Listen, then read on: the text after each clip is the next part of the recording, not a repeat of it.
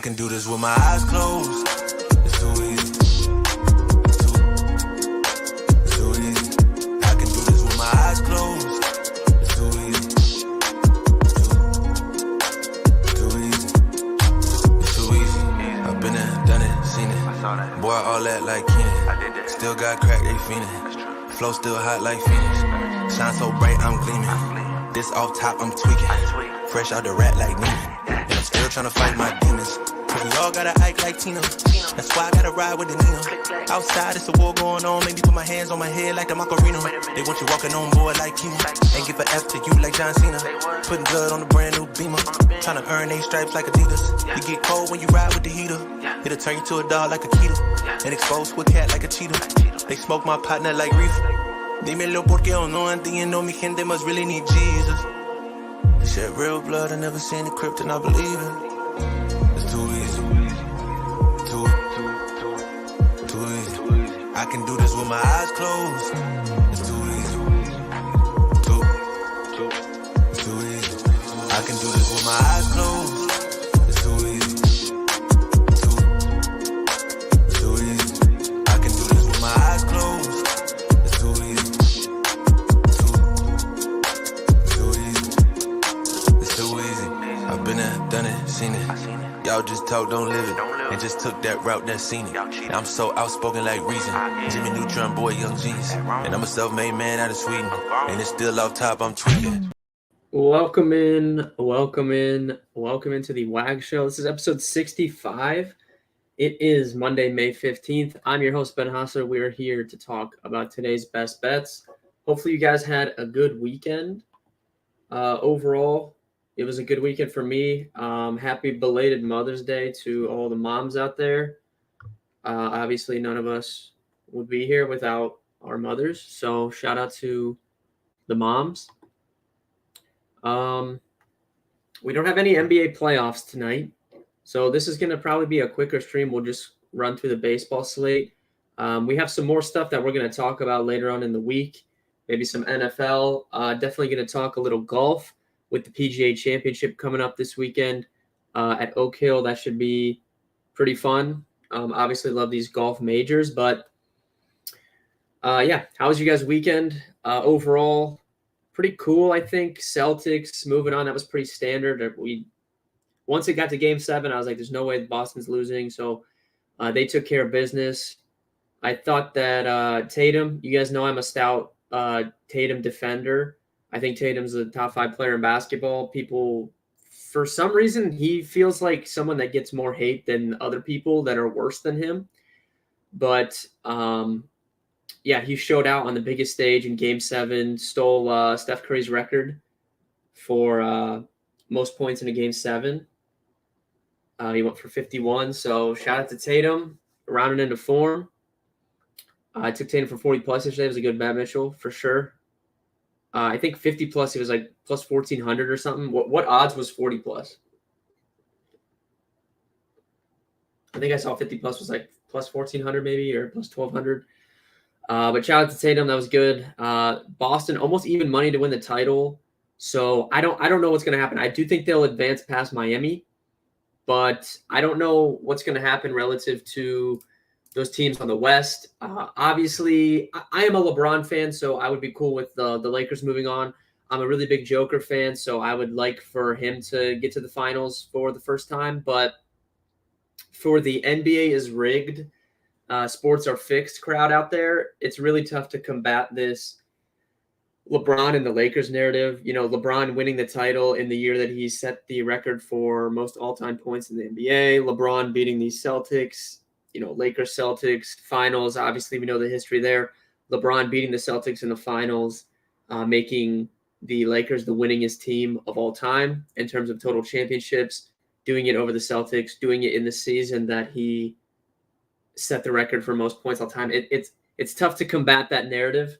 The Lakers do look good, so we'll see what happens there. Should be fun. Lakers Nuggets should be a really good series. I'm excited to watch that. Was Monty surprising? Yeah. So that whole thing,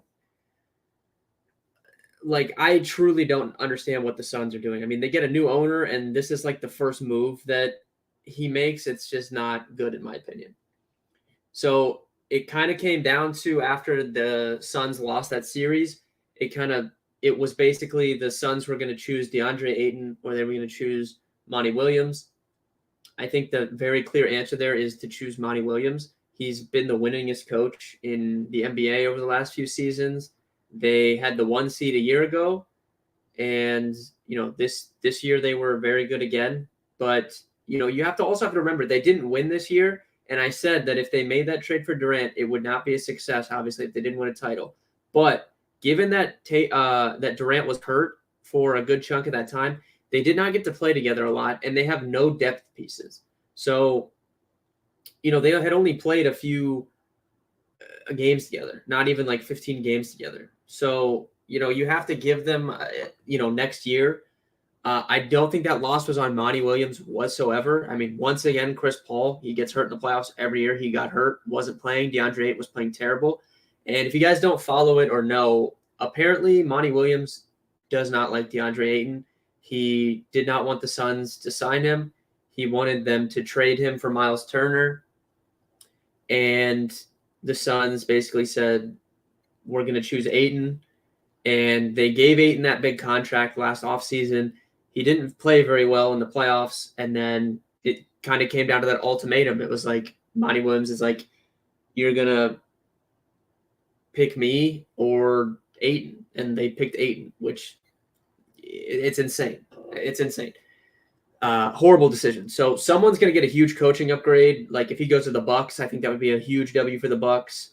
I could see him going to the Cavs. I could see him going to pretty much any team, like teams that haven't even fired their coach right now. I could see him everyone is going to be in the mix for Monty Williams. Arguably a top 3 or 4 coach in the NBA. Cannot believe he got fired. Truly cannot. So yeah, that was horrible. But these conference title series should be pretty good. Yes, Mitchell, you brought this up in chat. This is a great point. We found the greatest bet of all time. Edmonton Oilers playoff first period over 1.5 total goals. Absolute wagon. I don't call just any bet a wagon. This hit 9 times in a row. Or 8 or 9 times in a row. This was an absolute wagon. We've been hitting this for 2 weeks. It hit yesterday in like a minute and 30 seconds into the game. There'd already been 2 goals.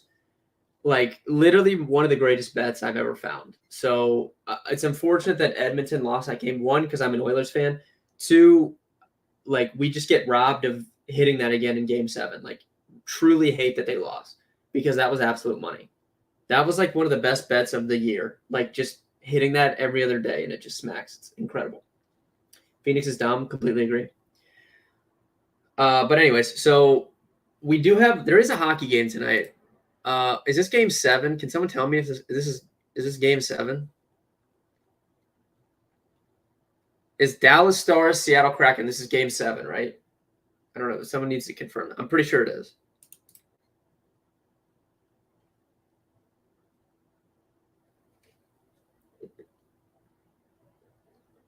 Game 7? Okay. I don't think I'm gonna bet on the game, but I'm definitely rooting for Seattle here. I like to root for the underdogs. I don't think they're a terrible bet though, honestly. I haven't put anything on it yet, but I don't know. These kind of road dogs have kind of been money in hockey. So I don't know. I think I would lean maybe a sprinkle on Seattle, but I'll probably just watch the game for fun. Do you think Embiid saved Doc's job? Can we talk about? We talked about this last week, I think, and then the week before too. When the Raptors fired Nick Nurse, we were talking about this. Why do all of these coaches, Monty Williams, for example, the winningest coach in basketball over the last 2 seasons, why do these guys get fired and Doc Rivers lives off this one ring? I can't fathom this. This guy won 1 championship, 18 years ago? 2008. Forever ago, 15 years ago, whatever it was. He won 1 championship with a loaded Boston Celtics team. And he has survived all this time. He was with the Clippers forever. They didn't win anything. He's been with the Sixers. They don't win anything.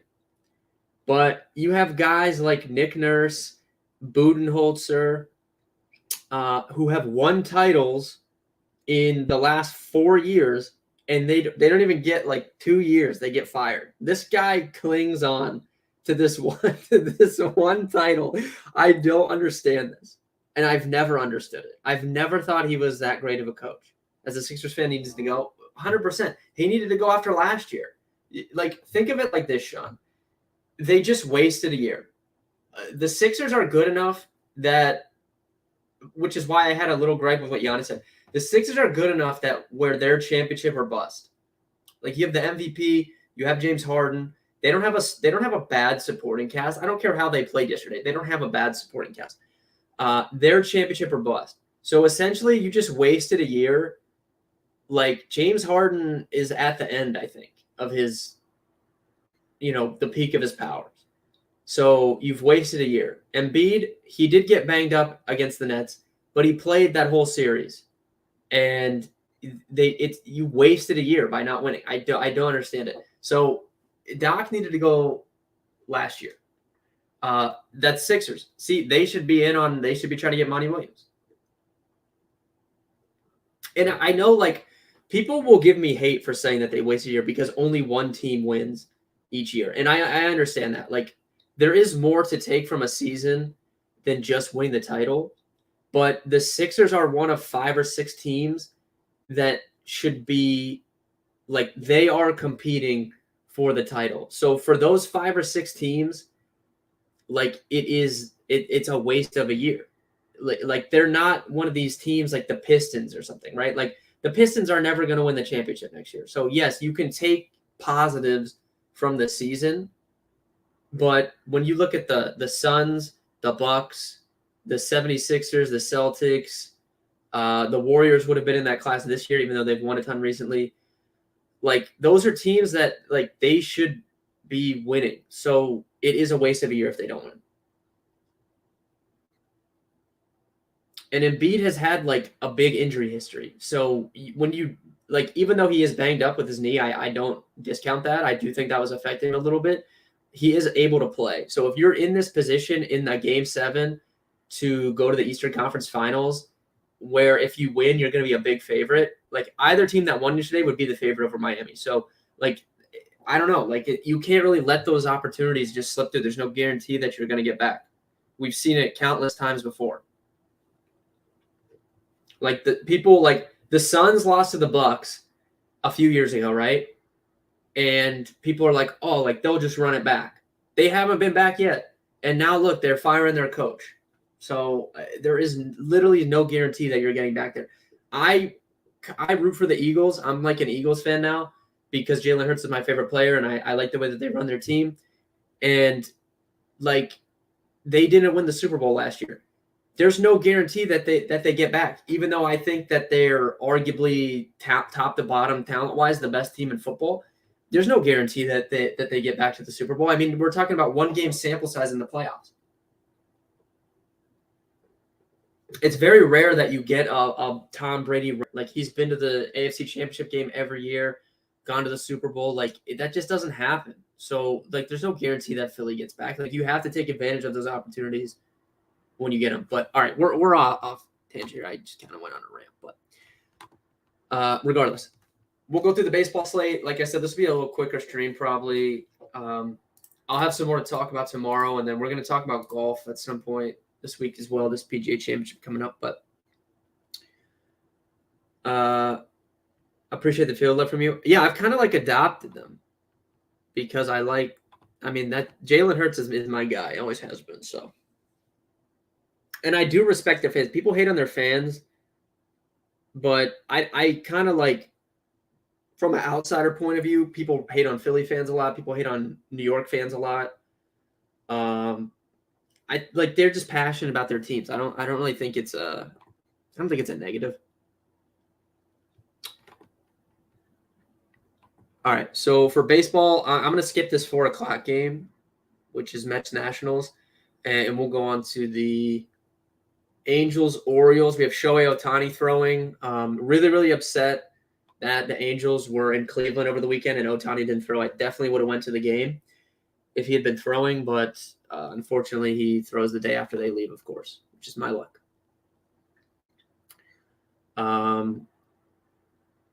Yeah, so there's some sharp money coming in on the over here. I actually kind of like the under a little bit. I respect, obviously, both these pitchers. Ohtani, arguably the best pitcher in baseball. Grayson Rodriguez has been up and down as a rookie, but, this is one of the better pitching prospects in baseball. We've seen the strikeout ability from him.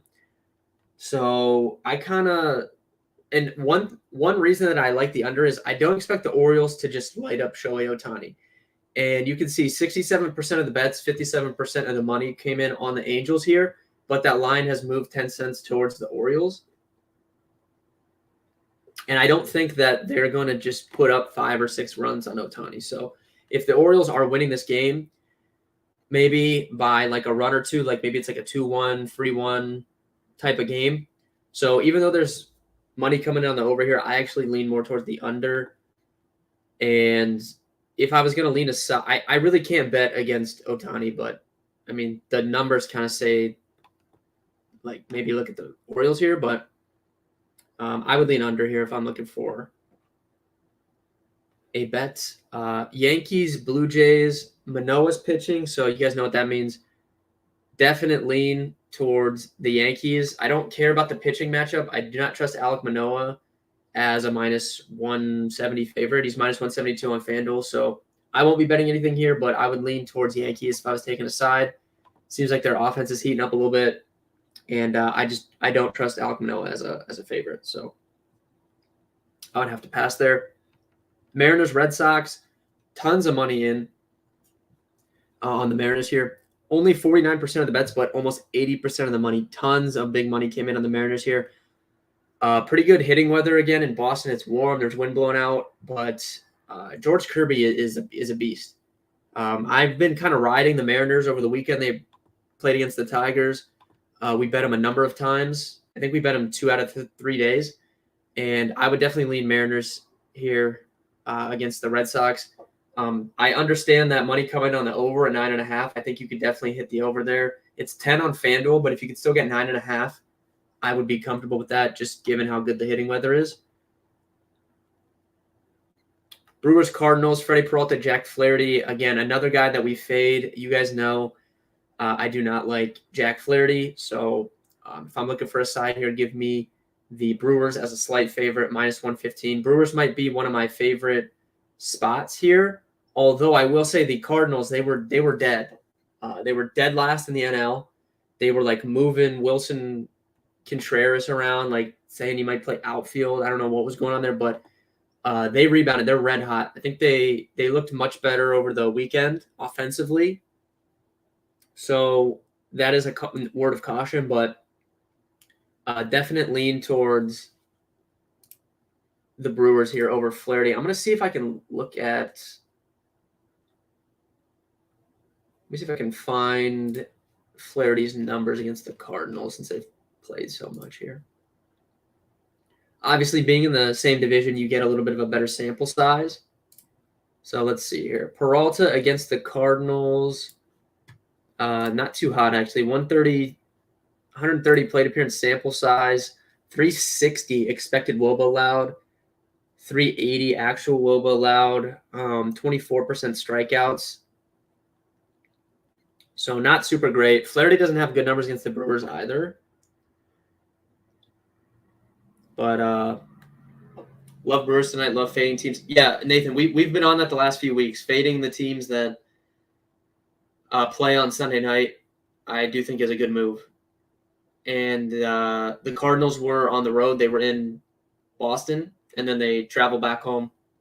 So, yeah, definitely lean Brewers in this game, and they're one of my favorite spots on the slate so far. Braves, Rangers. Charlie Morton and Bradford going for the Rangers. Morton, I told you guys earlier, Morton is he's like if you have like an older car, like it takes a little second to warm him up and get the car turned on, but once it's on, man, that thing's gonna ride. Like Charlie Morton started off pretty slow, but he's rebounded. He's looked much better. The Rangers have been very good at home though, so I am hesitant to bet against them in Texas. There is some sharp money coming in on the over as well. You can see 58 or 61% of the bets, but 78% of the money. So some bigger wagers coming on the over here at 9. I don't think I have really any leans here. I think I'd lean. I would lean Braves, but I'll probably just avoid as a whole. Cubs, Astros, Jameson Taillon versus Framber Valdez. Obviously, Astros win the pitching matchup here, but Jameson Taillon is due for some positive regression. I think he's going to pitch much better coming up relative to what he's looked like the first few starts. So I'm not just going to run out of my way to lay a minus 190 on Framber Valdez here. You guys know my rule. I don't lay anything over minus 150 usually for baseball, so won't have any plays there. 7.5 seems a little light for the over for the total. You can see 58% of the bets, but 77% of the money coming in on that over. 7.5 seems a little low, but Vegas could be trying to tell us something. I just said I think Taillon is going to pitch much better coming up than what he's looked like. Astros lineup has not inspired a lot of confidence recently. So, maybe Vegas is trying to tell us we're getting a pitcher's duel here. Because I think when you first look at that, you're like, why is this a 7.5, over under? But maybe they're telling us something. Maybe Taillon's going to shove tonight. So I probably would just avoid this game as a whole. Braves and Rangers money line. I'm not betting Rangers tonight. I do like the Brewers, though. Brewers would be my favorite. I will not be betting the Rangers, though. Braves, I think, are okay, but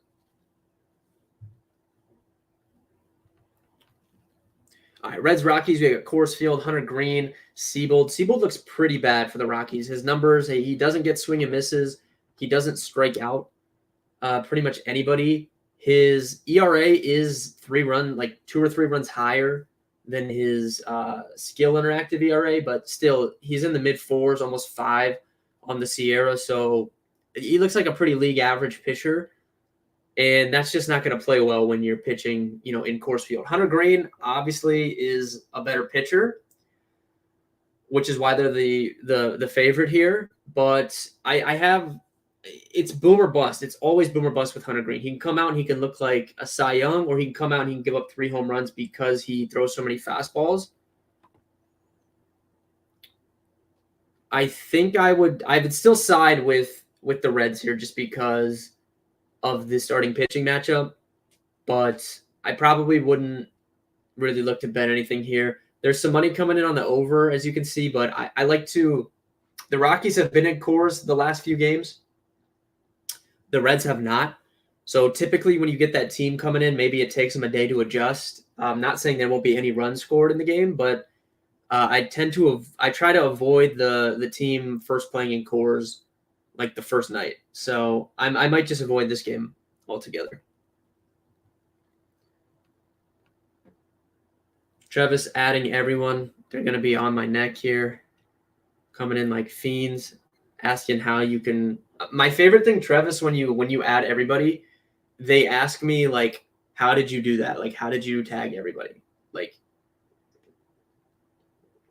I didn't do it, so I don't know how you did it, but you own the channel, so I assume you can just do whatever you want. Continuing on, though, if you guys are joining in, we're running through the baseball slate, talking about our favorite bets for tonight. Someone just put some weird link in there. I'm definitely not clicking that. That looks like a virus. Royals, Padres. If you guys are joining late, though, my only bet I've really given out so far is contrary to what the data says, I kind of like the under in this Angels-Orioles game. I like the under 8. And I like the Milwaukee Brewers at minus 115 on the money line. That's the 2 bets I've given out. Royals, Padres, 2 pretty mid pitchers going here. Keller's been absolutely horrible, and Michael Wacha has not been much better.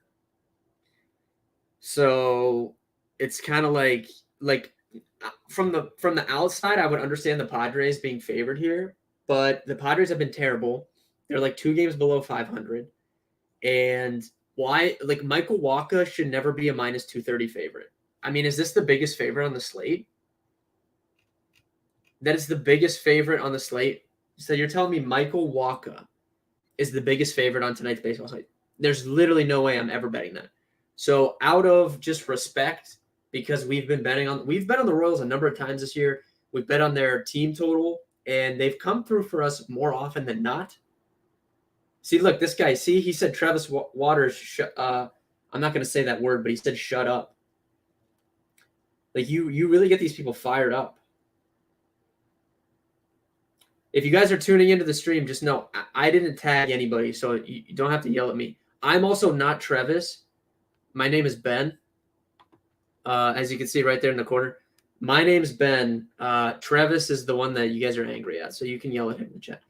Braves and Rangers money line 2 pick. Well, they're playing each other, so I don't like you can't pick both of their money lines. But I would lean towards the Braves if you were picking one. How about home runs? Yeah. So if you guys don't know, I write a free home run article every single day at betkarma.com. It's 100% free. Just go to the website, click it. We're up over $400 on my home run picks this year, based off my unit scale. And I do have another article. It's not out yet. It'll be out immediately after the stream. I just have to post it. But I'll give you guys a home run pick for tonight that I like. Who should I give you? Just give a 6 pick for today. Look at this guy's self-promoting. You're a dirty dog there, huh? This guy's handing out his IG in the chat. All right, home run pick for tonight. Give me Jake Fraley from the Cincinnati Reds. That's my home run pick. He is plus 470. Really good odds for it being in Coors Field. I love almost 5-1 in Coors Field. So give me Jake Fraley. And he's hot. Ohtani strikeouts. Yeah, so if you don't watch the stream a lot, pretty much every time Ohtani starts, I ladder his strikeouts. He's one of the two. Him, Spencer Strider. That's probably it. That's probably like the two guys that every single time they pitch, I ladder their strikeouts. So let's see. Ohtani, like 9+ at plus 265. Sure. I don't hate it. We aren't here to set money on fire. You're in the wrong group. That's a great point, Travis. I practice the number one key. If you guys are joining us, the number one key to being a profitable sports bettor. And yes, I'm a profitable sports bettor. For MLB, I'm up over 15 units for the entire season. I bet $100 on every bet. So since the beginning of baseball season, I'm up almost $2,000. The most important thing is bankroll management. Just ripping 6 picks every day, you're never going to make money. You're just not. And that's okay. Like if you just want to do 6 picks every day for fun, I'm not going to tell you don't do that, because at the end of the day, betting is about fun. But if you're actually trying to make money, that's not the way to go about it. You're never going to you're going to have to hit 3 in like a month span to cover what you're putting on those every single day. Like it's not a high probability for you to hit that. And I know that that's the most fun stuff to bet, but I do this as like a job. So like I'm actually trying to make money. But if you're just trying to have fun, then that's fine. But it's very rare that I'll give out a 6 pick because I don't bet like that. I didn't see anything. Diane, what are you attempting to see? Maybe I can point you in the right direction. What's the bets? Yeah, if you guys join late, Orioles, Angels under 8 runs, and Milwaukee Brewers money line. That's my 2 bets so far that we've given out.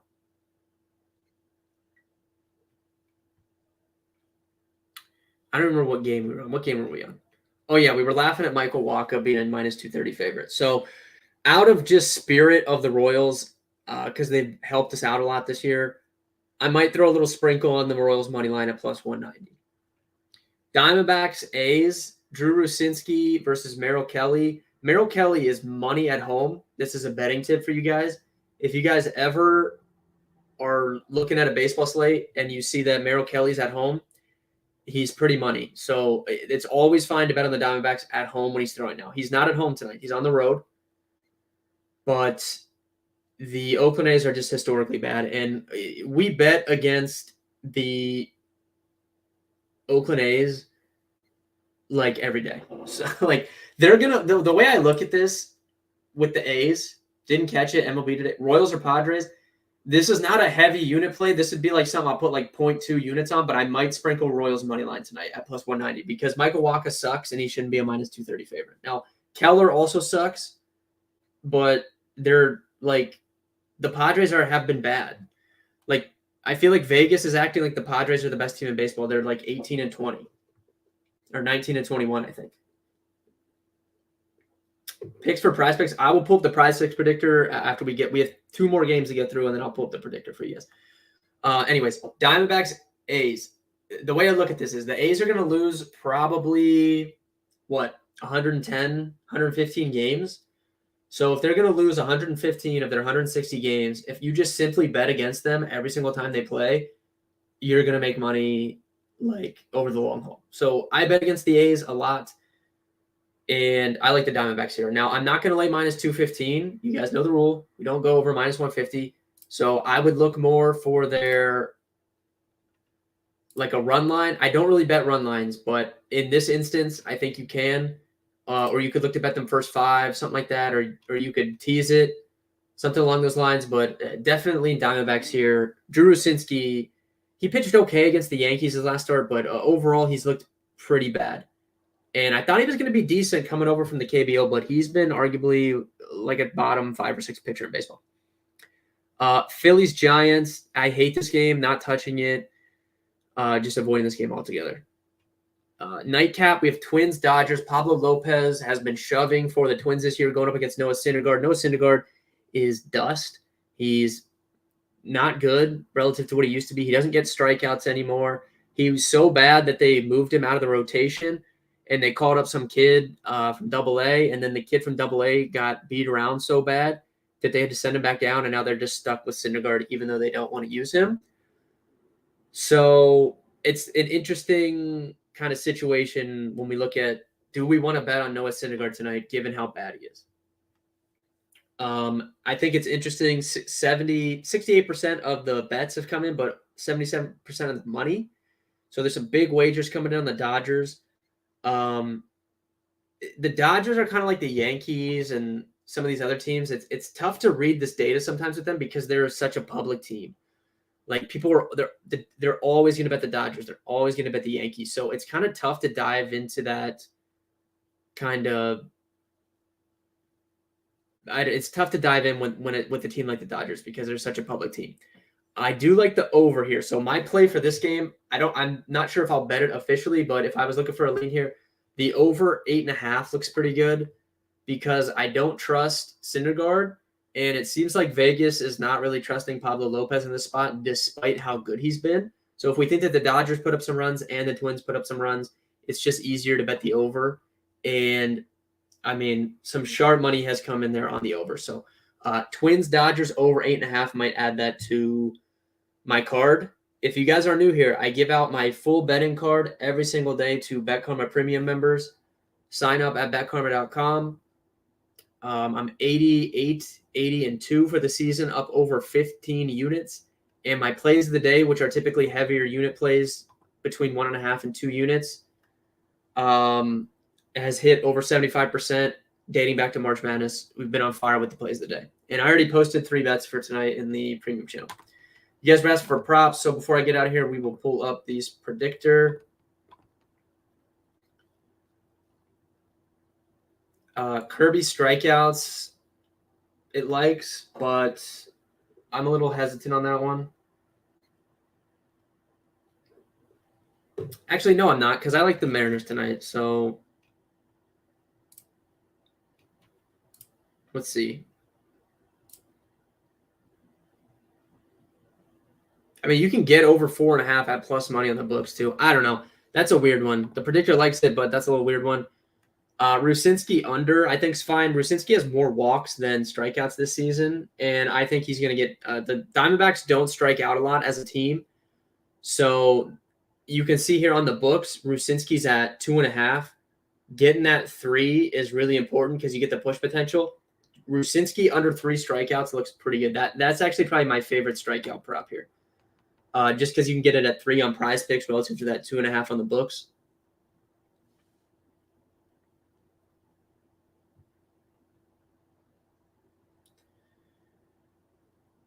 Fantasy points. Let's see. Anything stick out here? Obviously, I like the Diamondbacks guys tonight. So Christian Walker, he's been on fire. Over 7 is probably fine.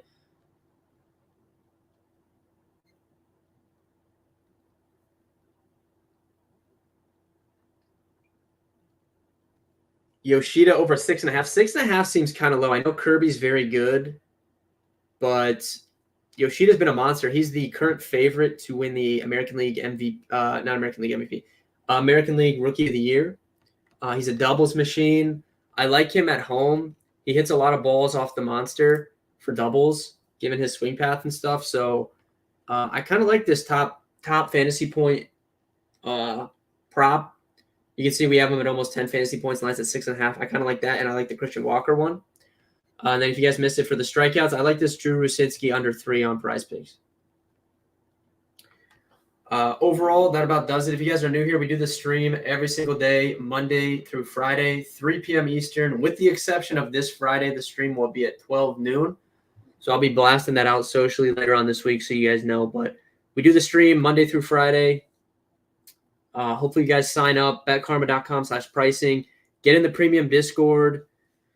Get access to this predictor you can see on the screen. You can download the BetKarma app for free, and you can get access to the trends tool. But if you want the Prize Picks predictor, you need to sign up for a package. So good luck with your bets tonight, guys. I'll be in the Discord all night. If you guys have any further questions, sweating out our bets. Like I said, I already have 3 bets posted for tonight.